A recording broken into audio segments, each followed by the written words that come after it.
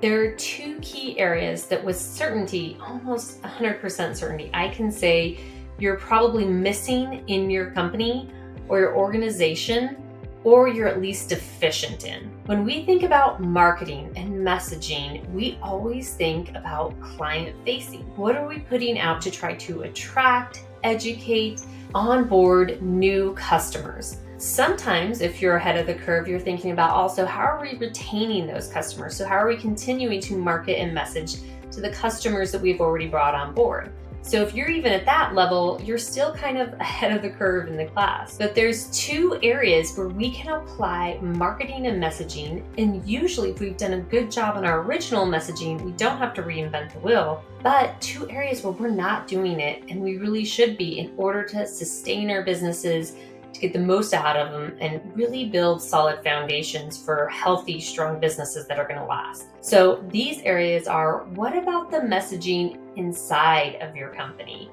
And this is probably the one that people kind of have that blank stare when I bring up the most, even more so than the last one we're going to talk about. But inside of your company, what messaging are you putting out there? How are you communicating your mission to your current employees? How are you communicating the culture and the community? And how are you also helping them become advocates of the messaging that you're putting out to your customers as well? It's really, really important that we don't forget about this. We have communication hopefully going on inside of our companies all the time. But how are we communicating those key things that may have been deciding factors when they joined our team? Things that really help them feel attached and loyal to us and help them perform better and stay focused on the right things. We have to be intentional about creating campaigns to communicate to them, to help them stay on track, stay focused, and stay connected and motivated to our mission, our culture, and the community that we're building as a team. So lastly, and where actually that communication, the communication inside to our team can help us also, is communication or marketing towards our future team. So if you're hiring, recruiting ever, even if you're not doing it on a regular basis, if you don't have a lot of turnover, you're not seeing a lot of growth, you're going to at some point need to make a very critical hire. Or maybe that's part of your business ongoing all the time and you're very frequently needing to have those. How are you making sure that you have a good, solid, clear message in place and you're distributing that message through the right channels to make sure you're bringing that, you have a solid network,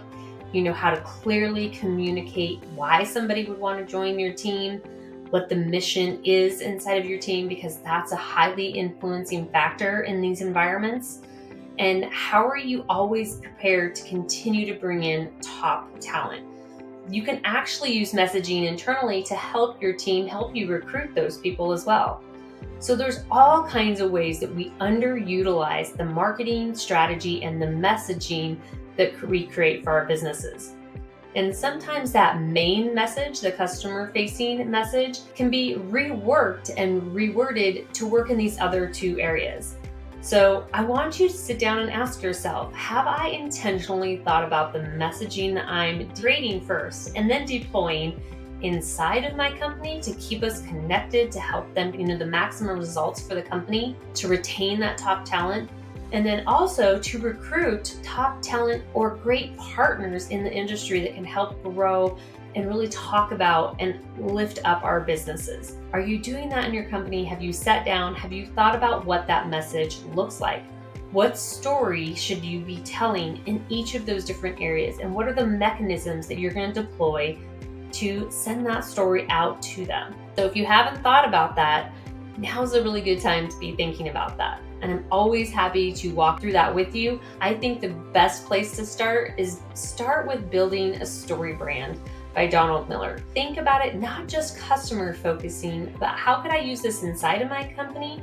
And how could I use this to grow my company and attract partners and talent inside of my company? Even if you've already read Building a Story Brand, you're going to read it with new eyes when you start thinking about the other ways that you could be deploying a message in your business.